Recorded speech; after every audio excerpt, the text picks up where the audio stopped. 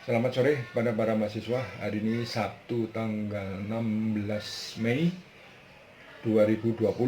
Sore ini kami akan mempelajari analisis perilaku dan permintaan konsumen. Itu yang pertama. Yang kedua, analisis perilaku dan permintaan bisnis. Dua hal yang berbeda, pasarnya pun berbeda. Ya, kita akan pelajari apa sih pasar konsumen itu. Pasar konsumen adalah seluruh individu maupun rumah tangga yang membeli ataupun memerlukan barang atau jasa untuk dikonsumsi pribadi. Jadi khusus untuk perilaku konsumen adalah dikonsumsi pribadi. Jadi tidak diolah maupun dijual lagi. Ya. Mengapa kita perlu mempelajari perilaku konsumen? Sebelum kita menjawab, kita harus tahu dulu artinya. Apa sih perilaku konsumen? Menurut Kotler, perilaku konsumen artinya perilaku yang mempelajari cara individu, kelompok, atau organisasi dalam hal memilih, membeli, memakai, memanfaatkan barang, jasa, maupun gagasan, serta pengalaman dalam rangka memuaskan kebutuhan dan hasrat mereka. Itu adalah perilaku konsumen menurut Kotler. Ya, sekarang kita akan lanjutkan mengapa perlu mempelajari perilaku konsumen. Pertama, kita mempelajari itu untuk mengetahui kebutuhan konsumen. Ya. Kedua, untuk mengetahui keinginan konsumen. Sesudah itu, ya mungkin diserahkan kepada perusahaan. Bagaimana pemimpin mengambil keputusan. Seorang pemimpin tanpa ada data mengenai keinginan ataupun kebutuhan tidak akan atau sulit untuk mengambil keputusan. Ya, jadi itu tadi kenapa perlu kita mempelajari perilaku konsumen. Ya, untuk selanjutnya ruang lingkup apa saja sih di dalam perilaku konsumen. Ya, ada tiga variabel utama yang mempelajari atau memahami perilaku konsumen, yaitu satu adalah stimulus, kedua adalah respon, dan ketiga adalah intervening. Kalau stimulus ada dalam diri, misalnya saya lapar, ya, saya lapar. Apa responnya? Atau rangsangan perubahan sikap bagaimana? Mungkin saya buru-buru ke warung atau restoran, ya kalau itu punya duit. Tapi kalau nggak punya duit, atau mungkin sikapnya atau minatnya atau persepsinya, ya udah lebih enak tidur, ya itu. Jadi dalam variabel perilaku konsumen itu ada tiga, ya tadi. Siapa pelakon atau mengambil peran dalam perilaku konsumen? Ada 4, yaitu inisiator, kedua influencer, ketiga user, keempat adalah buyer. Ya, apakah inisiator? Orang yang mencetuskan ide untuk memiliki atau membeli produk tersebut. Sedangkan influencer yang memberi pengaruh, ya kepada pihak lain, perlu tidaknya untuk membeli.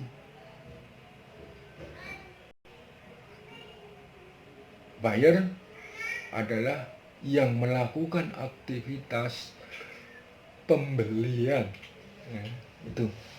Keempat, user, pengguna atau pemakai atau pengkonsumsi produk tersebut. Jadi Anda ingat antara konsumen dan pelanggan. Konsumen dan pelanggan. Konsumen itu adalah user, pelanggan mungkin bisa saja buyer. Ya, itu. Jadi itu adalah peran daripada perilaku konsumen. Sedangkan faktor-faktor utama yang mempengaruhi perilaku konsumen, ya, satu faktor utama adalah budaya. Budaya bisa dibedakan atau secara hierarki, bisa budaya, subbudaya, kelas sosial. Sedangkan untuk sosial itu bisa referensi grup, family, role, ya, atau status. Yang personal misalnya umur, pekerjaan, dan lain-lain. Secara psikologikal adalah motivasi, ya, persepsi, belief, dan learning. Nah, itu adalah faktor-faktor utama yang mempengaruhi perilaku konsumen. Sekarang jenis perilaku pembelian.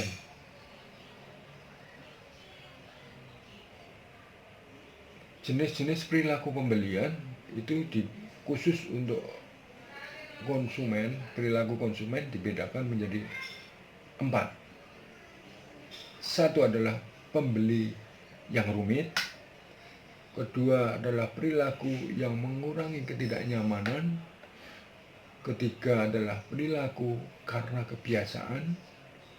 Keempat, perilaku pembeli secara mencari variasi atau perilaku pembelian yang mencari variasi. Ya. Perilaku pembelian yang sulit itu yang bagaimana? Kalau kita melihat atau kita masuk ke toko, kita tuh memilih-milih, ya, mencari-cari, membanding-bandingkan antara produk, merek, harga, dan lain-lain.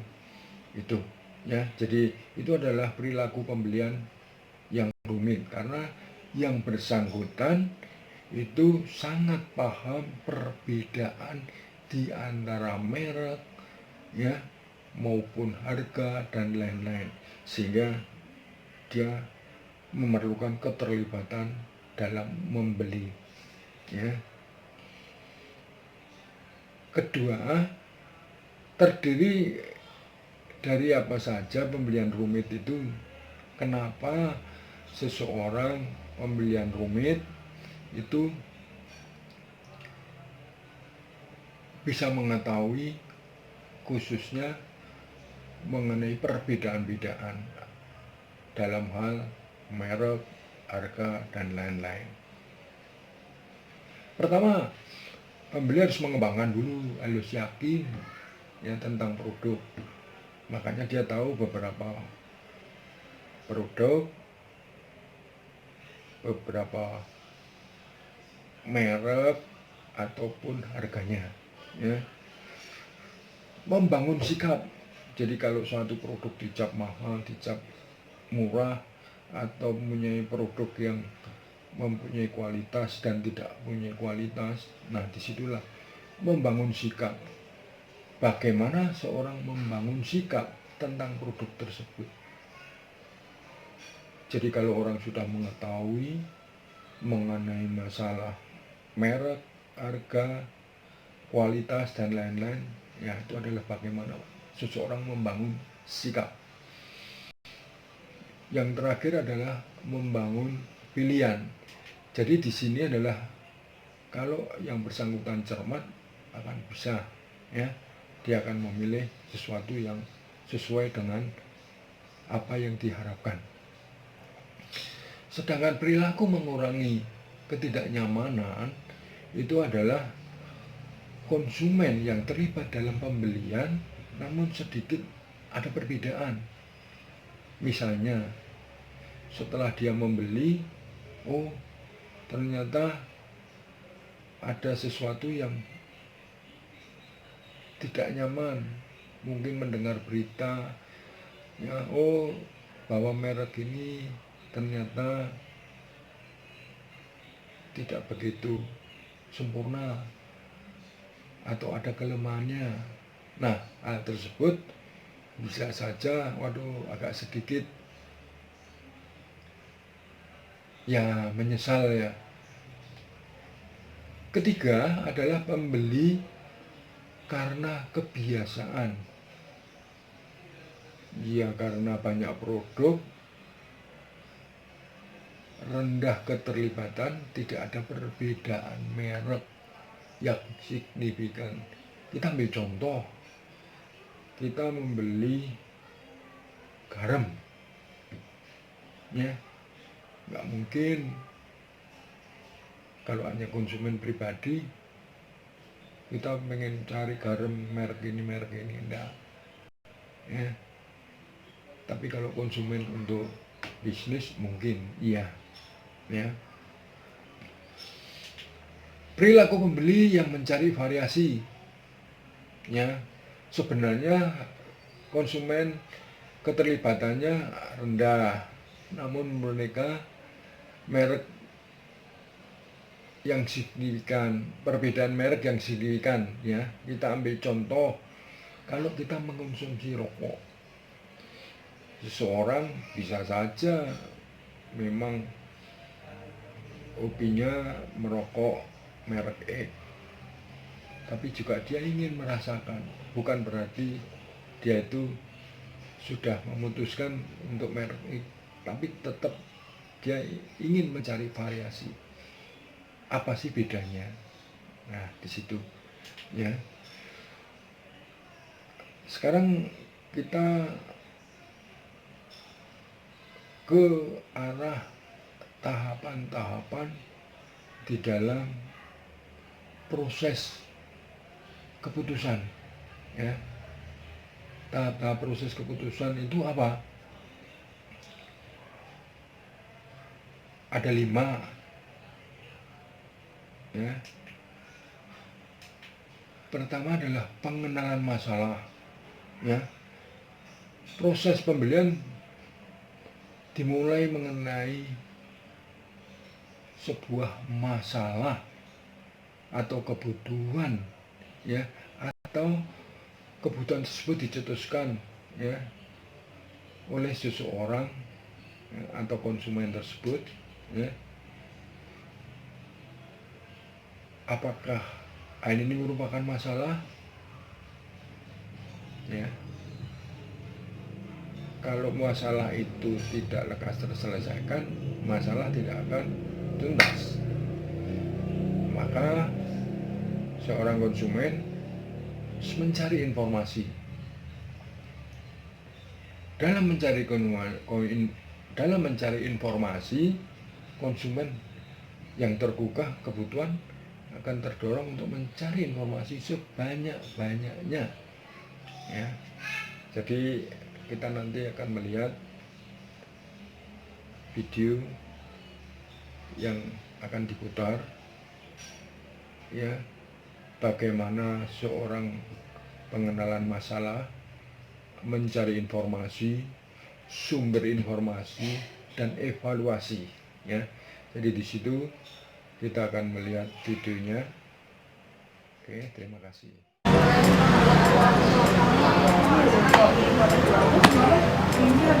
Này, Asli sama aku juga ngantuk lagi. Panas tuh. Gimana kalau kita oh kita beli cari aja minuman-minuman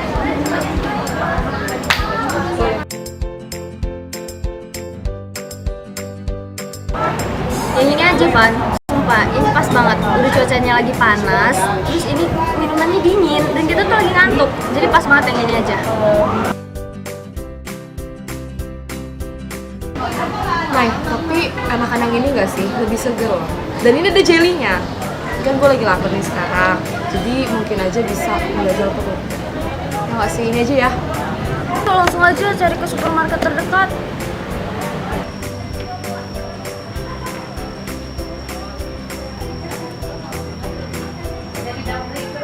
Anak itu kembang lo ya. Lo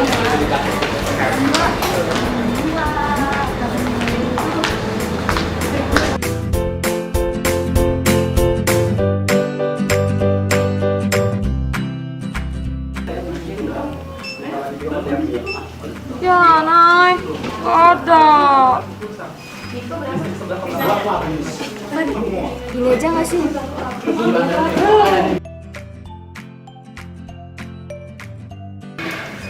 Ini aja ya. Enggak ah. Ini aja nggak sih? Iya nggak? Tapi ini tuh lebih murah. Itu tuh mahal. Iya, itu murah. Tapi itu nggak ada kandungan apa-apanya. Kan gue lagi lapar nih. Di sini ada kandungan kedelainya 75%. Ini bisa lah untuk ganjal perut. Oh, pusing kepala saya emang. Udah. Gue ngambil ini, lo ngambil itu, oke? Udah, yaudah. Udah.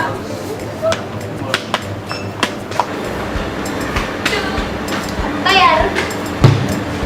ini aja mbak. Yuk. Ini satu atau sendiri? Satu. Satu. 8.500 ada lagi? Tidak. Mau dipasikin atau enggak? Enggak usah. Dua. Makasih.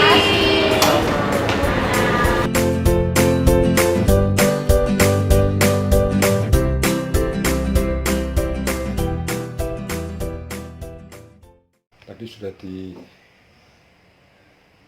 cuplikan tayangan video ya. Saya ambil dari YouTube yang diproduksi oleh Cindy Ayu Puspita ya. Dari situ dijelaskan bahwa proses-proses pengambilan keputusan sudah bisa ya dilihat bahwa bagaimana pengenalan masalah itu dijalankan. Yang bersangkutan mencari informasi khususnya tentang minuman ya. Kadang di dalam diskusi tidak puas hanya di tempat, maka dia bisa saja ya ke tempat atau sumbernya. Di dalam hal ini sumbernya adalah supermarket yang mereka bisa memilih dan lain-lain, sehingga ada evaluasi alternatif. Evaluasi alternatif bagaimana? Dievaluasi bahwa apa yang diminum itu kandungannya, harganya dan lain-lain ya, tergantung dari kemampuan dia ya, untuk membayar atau keinginan. Di satu sisi ada kebutuhan, di satu sisi adalah keinginan ya. Yang bersangkutan sudah oke atau sudah setuju. Bagaimana tandanya setuju? Dia membayar di kasir, artinya apa yang ingin dia beli sudah di ACC ya, dia beli. Namun di satu sisi perilaku pasca belian belum jelas karena kedua siswi tadi tidak menjelaskan bahwa dia itu puas atau tidak puas ya. Cuman pada saat dia memilih evaluasi alternatif, iya dia membeli, tapi rasa puas belum jelas. Ya, saya pikir itu saja untuk perilaku konsumen. Maka selanjutnya akan kami lanjutkan dengan perilaku bisnis. Perilaku bisnis itu sangat berbeda dengan perilaku konsumen. Ya, tapi sebelum kita membahas perilaku bisnis, maka sebaiknya kita akan jelaskan dulu. Menurut Kotler, ya, definisi dari pembelian organisasi atau pembelian bisnis adalah proses pengambilan keputusan, ya, yang dilakukan oleh organisasi formal, ya, organisasi formal untuk mendapatkan kebutuhan yang akan dibeli, baik itu barang atau jasa, ya, dan diidentifikasi, dievaluasi, ya, dan memilih di antara alternatif, ya, merek dan pemasok, ya, di situ. Kalau kita melihat pasar bisnis dan pasar konsumen itu jelas sangat berbeda, ya. Ciri-ciri pasar bisnis bagaimana? Pembeli yang lebih sedikit, ya, dibanding dengan pembeli konsumen, ya, karena yang membeli organisasi. Dua, pembeli yang lebih besar, artinya kapasitas, ya, yang dibeli cukup banyak, ya, sehingga yang bersangkutan perlu adanya nanti pada saat terakhir kali adalah harus mengevaluasi, ya, kinerja dari pembelian tersebut. Dan ketiga adalah hubungan masuk dan pelanggan adalah cukup erat, artinya bahwa karena pelanggannya sedikit maka penjualnya atau masuknya itu bisa melayani dengan lebih baik, ya. Pembeli terkonsentrasi secara geografis, artinya organisasi di Indonesia atau di Jawa Timur biasanya membelinya di dalam lokasi geografis, ya. Permintaan adalah turunan. Apa artinya permintaan turunan? Permintaan barang bisnis itu memang benar-benar berasal dari permintaan barang konsumen, ya. Permintaan tidak elastis artinya permintaan tidak dipengaruhi oleh perubahan harga. Permintaan fluktuasi di satu sisi adalah cenderung, ya, tidak tetap, ya, fluktuatif, ya. Pembeli profesional, pembeli langsung, dan imbal balik, ya. Demikian adalah ciri daripada pembelian bisnis, ya. Bagaimana situasi pasar bisnis?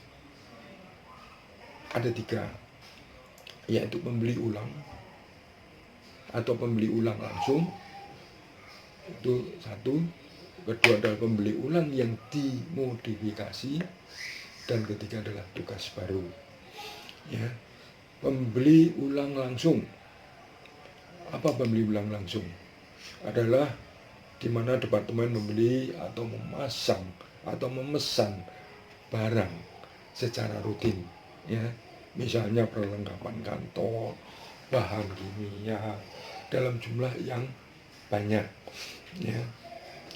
Pembeli ulang yang dimodifikasi adalah situasi di mana pembeli memodifikasi spesifikasinya, misalnya produk atau harga atau syarat pengiriman dan lain-lain. Itu biasanya katakanlah umpamanya harga bisa diturunkan atau syarat pembayaran, ya.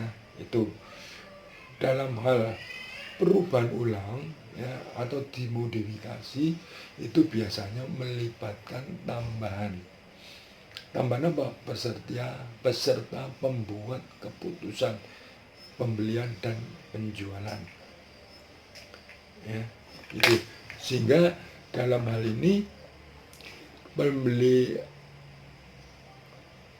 langsung yang dimodifikasi itu perlu ada tambahan personal. Tambahan personal yang bagaimana?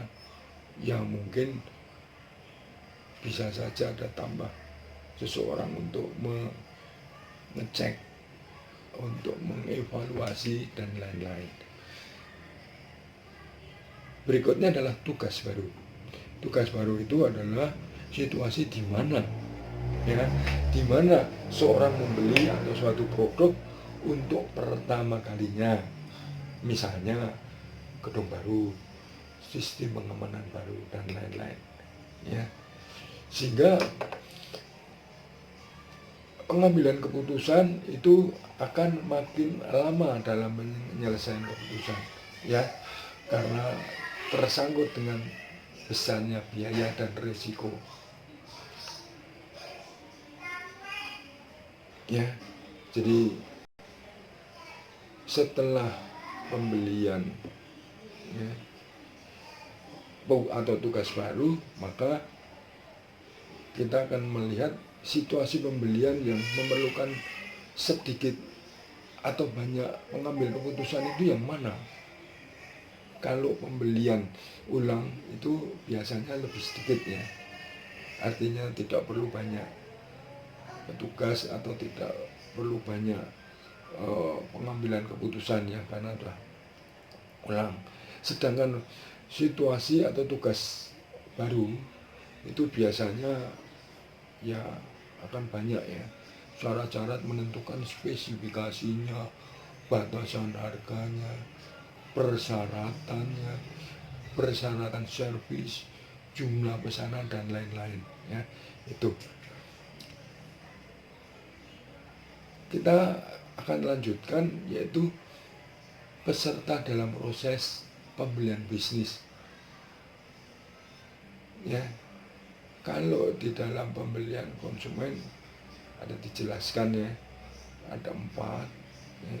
Tapi untuk pembelian di dalam pembelian bisnis adalah ada yang pencetus, itu sama, ya, tetapi mungkin berbeda. Nanti Anda bisa simak di dalam buku panduan, ya. Itu kedua pemakai, ketiga adalah influencer, ya, pengambilan keputusan, pembelian persetujuan, pembeli atau buyer, penjaga gawang atau gatekeeper, ya. Tadi sudah dijelaskan faktor-faktor apa yang mempengaruhi pembelian. Iya, berbeda dengan pembelian konsumen, pembelian bisnis itu menyangkut masalah lingkungan, menyangkut masalah organisasi, dan antar pribadi maupun pribadi, ya, di situ. Mengenai lingkungan, bisa ramalan ekonomi, bisa tingkat perubahan teknologi dan lain-lain. Organisasi itu karena tujuannya bagaimana kebijakannya, ya. Antar pribadi itu misalnya minat, ya, status, wewenang dan lain-lain. Kalau pribadi ya bisa umur, bisa penghasilan, bisa pendidikan dan lain-lain, ya. Itu tadi sudah dijelaskan bahwa untuk lingkungan itu memberikan perhatian yang cukup besar, yaitu faktor ekonomi, ya. Katakanlah sekarang yang berlangsung dan ada mungkin ramalan, karena apa? Perusahaan bisa saja khawatir, ya, kekurangan bahan baku, ya, bersedia membayar, menyimpan persediaan dan lain-lain dalam jumlah besar, dan akan menandatangani kontrak jangka panjang, ya. Kadang-kadang rasa kekhawatiran itu bisa kontrak jangka panjang atau bisa lebih murah, ya. Itu organisasi, ya, departemen pembelian di masa lalu menempati posisi yang rendah, ya. Jadi dulu yang namanya bagian pembelian itu tingkatannya lebih rendah, padahal dalam pembelian itu adalah 60% itu dikuasai oleh bagian pembelian, ya. Sehingga tekanan-tekanan, ya, persaingan banyak perusahaan meningkatkan, ya, kelas departemen. Misalnya departemen pembelian ke strategi supply departemen, ya. Jadi ada tingkatan-tingkatan yang harus usahakan karena ini adalah persaingan, ya. Kalau antar pribadi mungkin bisa menang, bisa status, empati, daya bujuk dan lain-lain yang masing-masing ada perbedaan. Tahapan dalam pengenalan masalah, ya, tahapan-tahapan itu dalam proses pembelian, ya, sama seperti dengan tadi pembelian konsumen itu ada 1, 2, 3, 4, 5, ya, ada 5, ya. Dari pengenalan masalah, pencarian informasi, evaluasi, pengambilan keputusan, dan perilaku pasca. Nah, kalau bisnis ada berbeda. Memang ya pengenalan masalah, artinya apa? Katakanlah umpamanya di dalam pabrik itu terjadi masalah, mungkin mesinnya macet, maka timbul masalah, ya. Itu perumusan kebutuhan, ya. Dibutuhkan dulu apa yang dibutuhkan, apakah membeli baru atau membeli, ya, atau menservis atau yang lain-lain, spesifikasi produk, pencarian pemasok, permintaan pengajuan proposal, ya, pemilihan pemasok, spesifikasi atau rutinitas pesanan, dan yang terakhir adalah penilaian kinerja. Berbeda untuk pembelian konsumen dengan pembelian bisnis, ya. Itu kalau pembelian konsumen itu adalah tadi, ya, pembelian perilaku pasca pembelian, ya, ataukah yang namanya puas atau tidak puas. Sedangkan di dalam proses pembelian pasar bisnis itu ada penilaian kinerja. Saya akan menjelaskan, ya, tadi mengenai pengenalan masalah, ya. Contoh-contoh, katakanlah tadi sudah ya, mengalami kerusakan ataukah perlu suku cadang baru, ya. Tuh. Perumusan kebutuhan yang bagaimana? Katakanlah fase karakteristik umum, ya, menetapkan fase pembelian tuh yang kayak gimana? Keandalan, daya tahan, harga, atribut lain, dan kualitas barang yang dibutuhkan, ya. Jadi tadi kreatif karakteristik itu tadi adalah dari A, B, C, D, ya, keandalan, daya tahan, harga, dan atribut. Sedangkan kualitas barang yang dibutuhkan, ya, tadi karakteristik dan kualitas barang yang harus segera dilaksanakan. Kalau ada pertanyaan, ya, atau ada sesuatu yang merasa kurang berkenan, Anda bisa menulis, tolong di WA ke saya, ya, dengan nomor WA 081 752 45678, ya. Itu saja. Jadi paling tidak, ya, saya ucapkan terima kasih atas perhatian Anda, ya, meskipun secara online kurang begitu memuaskan, tetapi bagaimanapun itu adalah yang sekarang harus dilaksanakan, ya. Sekian dan terima kasih. Wassalamualaikum warahmatullahi wabarakatuh. Terima kasih.